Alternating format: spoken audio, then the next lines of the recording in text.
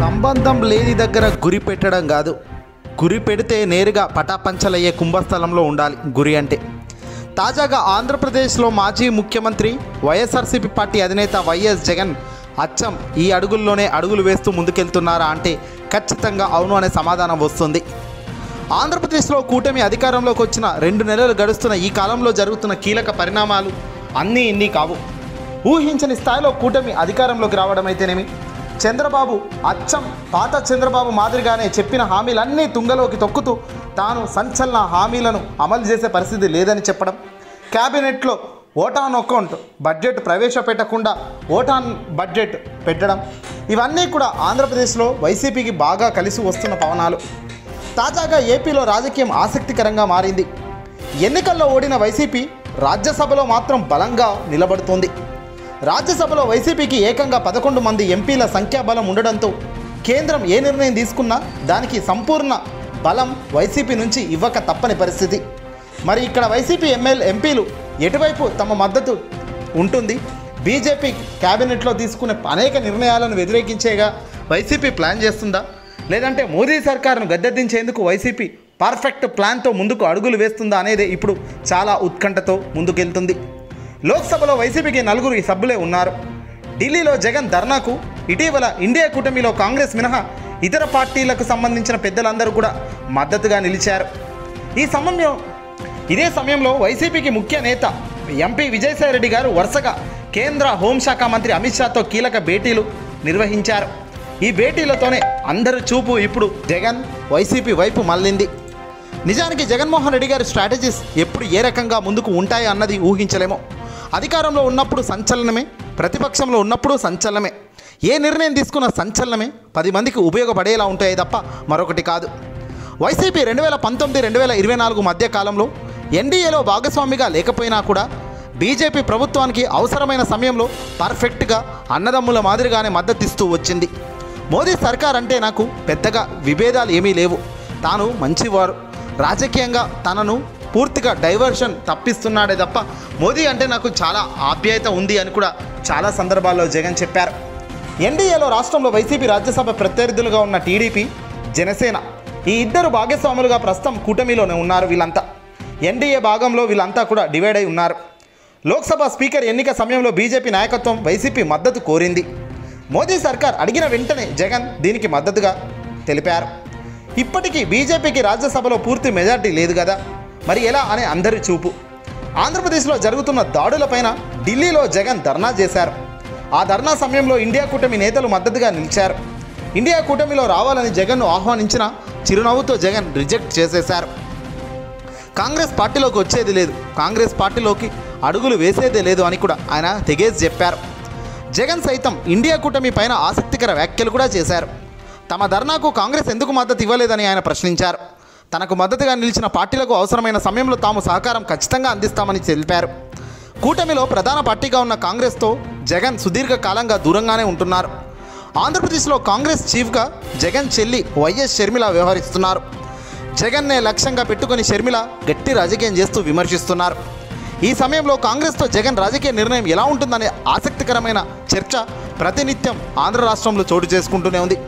కానీ ఇప్పుడు ట్విస్ట్ ఏంటంటే వైసీపీ ముఖ్య నేత ఎంపీ విజయసాయిరెడ్డి గారు వారం రోజుల సమయంలో కేంద్ర హోంశాఖ అమిత్ షా గారితో కీలక భేటీ నిర్వహించడం ఇప్పుడు గుబుల్ రేపుతోంది. వైసీపీకి ఢిల్లీ రాజకీయాల్లో తొలి నుంచి ఎంపీ విజయసాయిరెడ్డి కీలకంగానే వ్యవహరిస్తున్నారు.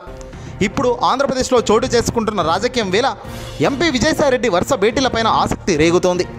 ఈ భేటీలో రాష్ట్ర అంశాలను ప్రస్తావిస్తున్నట్లుగా సాయిరెడ్డి వెల్లడించారు. అయితే జాతీయ స్థాయిలో రాజకీయ సమీకరణలు మారుతున్న వేళ ఈ భేటీ భవిష్యత్తు లెక్కలకు చాలా పెద్ద కీలకం కాబోతుంది అనేది మాత్రం కీలకంగా వైసీపీలో చర్చ జరుగుతుంది. ఎప్పుడు ఏ క్షణాన ఏ ప్రభుత్వం కూలిపోతుందో తెలియని పరిస్థితుల్లో ఎన్డీఏ ఉంది. ఎన్డీఏకి జగన్ మద్దతు కోరుతుంది. మోదీ, అమిత్ షా జగన్ ఏదంటే దానికి ఓకే అనేటట్టుగా వాళ్ళు రెడీగా ఉన్నారు. జగన్ను ఎన్డీఏలోకి రమ్మంటున్నారు. మరి ఇప్పుడు జగన్ ఎన్డీఏలోకి వెళ్తారా, కూటమిగా ఉన్న ఇండియా కూటమి వైపు చూస్తారా? ఎటూ పోకుండా ఓల్డ్ పద్ధతి, పాత పద్ధతిలో మాదిరిగానే ఎన్డీఏలో మద్దతు ఇస్తూనే మోదీ సర్కార్కు వ్యతిరేకిస్తూ ఓవైపు, అలాగే అవసరమైనప్పుడు మద్దతు ఇస్తూ నిలబడతాడా అన్నది మాత్రం ఆసక్తికరంగా మారింది. ఇక్కడ ఎన్డీఏ అంటే ఆల్రెడీ చంద్రబాబు, పవన్ కళ్యాణ్ అందరూ కూడా అందులోనే ఉన్నారు. అయినా కూడా దేశ ప్రధాని మోదీ గారికి నిలకడగలేదు. ప్రభుత్వం కొనకొనలో ఉంది. కావున జగన్ రాజ్యసభ ఎంపీల నిర్ణయం కూడా చాలా ముఖ్యం కాబోతుంది. అందుకే భవిష్యత్తులో రాబోయే లెక్కలకు ఇప్పటి నుంచే కేంద్ర ప్రభుత్వం ఎన్డీఏ సర్కార్ వ్యూహాత్మకమైన అడుగులు వేస్తుంది. దీంతోనే సీఎం చంద్రబాబు ఇప్పుడు అలర్ట్ అయ్యారు. ప్రస్తుతం ఈ భేటీ ఆంధ్రప్రదేశ్ రాజకీయ వర్గాల్లో ఆసక్తి పెంచుతుంది. ఇక మాజీ ముఖ్యమంత్రి జగన్ కూడా పదే ఇటీవల బెంగళూరులోకి వెళ్తున్నారు. ఆయన తాడేపల్లి నుంచి నేరుగా తన నివాసం బెంగళూరు ప్యాలెస్కి వెళ్ళి అక్కడి నుంచే రాజకీయాలు చేస్తున్నారు. బెంగళూరుకి వెళ్ళి ఏం చేస్తున్నాడు, ఎవరిని కలుస్తున్నాడు అన్నది చాలా గోప్యంగానే ఉంచుతున్నారు. రాజకీయ చక్రంలో ఇది సాధ్యం, ఇలాగే ఉండాలి, అన్నీ చెప్పాల్సిన అవసరం లేదు. రాజకీయ ఎత్తుగడ్డలు జగన్ ఏ రేంజ్లో వేస్తున్నారు, రాబోయే కాలంలో పరిస్థితులు ఏ రేంజ్లో మారుతాయి అన్నది ఆసక్తికరంగా ఉంది. లెక్కలు మారుతాయి, తారుమారు అవుతాయి. కూటమికి ఆది నుంచి మోదీ సర్కార్ ఏదో గెలుపు కోసమే కూటమితో జతకట్టారు. చంద్రబాబు అన్న, పవన్ కళ్యాణ్ అన్న పెద్దగా ఆసక్తి లేని మోదీ గారికి కేవలం కూటమి జతగట్టి ఎన్డీఏలో భాగంగా వాళ్ళు ముందుకెళ్లాలన్న ఆలోచనతో ఉన్నారు. కానీ కూటమి గెలిచిన అనంతరం కూటమి చేస్తున్న ప్రకటనలు డబ్బులు లేవు, సంక్షేమాన్ని పంచలేము అని చెబుతున్న వైన్యం చూస్తుంటే రాబోయే కాలంలో చేతులు ఎత్తేసినట్టే కదా. మరి ఈ చేతులు ఎత్తేసిన వాళ్ళని పట్టుకుంటే వచ్చేది ఏముంటుంది?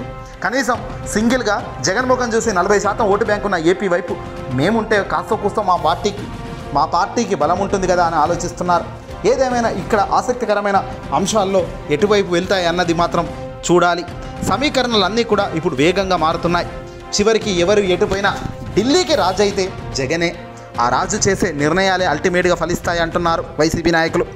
ఇక్కడే కేంద్ర హోంశాఖ మంత్రి అమిత్ షా రంగంలోకి దిగుతున్నట్టు తెలుస్తుంది. చంద్రబాబు, పవన్ కళ్యాణ్కు ఏ క్షణమైన షాక్ ఇచ్చేందుకు కేంద్రం ఎన్డీఏ కూడా సిద్ధమవుతున్నట్టు తెలుస్తుంది.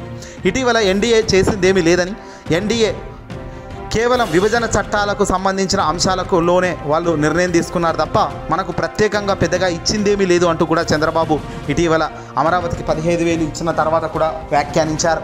ఇవన్నీ పరిణామాలు చూస్తుంటే చాలా సీరియస్ గొడవలకు ఈ ఎన్డీఏలో ఉన్న కూటమి నేతలందరూ కూడా గొడవపడే ఆస్కారం ఉంది.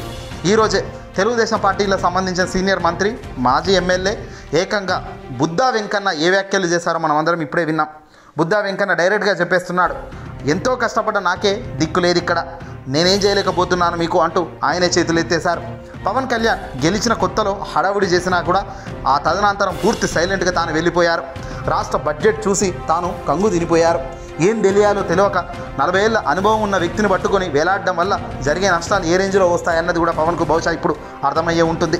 ఏదేమైనా ఢిల్లీ వేదికగా చక్రం తిప్పేందుకు జగన్ చాలా సిద్ధంగా వ్యూహాలు వేస్తున్నారు. అందులో భాగంగానే ఢిల్లీలో ధర్నా చేశారు. అందులో భాగంగానే ఇతర పార్టీల మద్దతు కూడగట్టారు. అందులో భాగంగానే ఇప్పుడు ఎన్డీఏకు చాలా ప్రెషర్ పెంచుతున్నారు. బహుశా ఈ ప్రెషర్ ఎటువైపు వెళ్తుంది? ఎన్డీఏ కూటమి జగన్కు దిగివచ్చి జగన్ వైపుకు మల్లుతుందా? చంద్రబాబును పవన్ కాదని జగన్తో ఎన్డీఏ జత కడుతుందా? చాలా ఆసక్తికరమైన సన్నివేశాలు రాబోయే కాలంలో చాలా చూస్తాం. ఈ వీడియోని అసలు లైక్ కొట్టి షేర్ చేయండి.